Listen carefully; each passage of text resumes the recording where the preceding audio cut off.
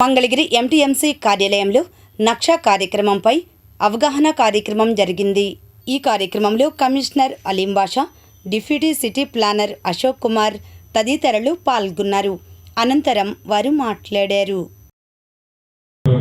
దీంట్లో మనకు Mangalagiri Tadepalli municipal corporation చూస్తే కొంత ఎంక్రోచ్మెంట్స్ గవర్నమెంట్ ల్యాండ్స్లో ఎంక్రోచ్మెంట్స్ ఉంటాయి. ఎగ్జాంపుల్ ఇప్పుడు వస్తే ప్రకాశ్ నగర్ సైడ్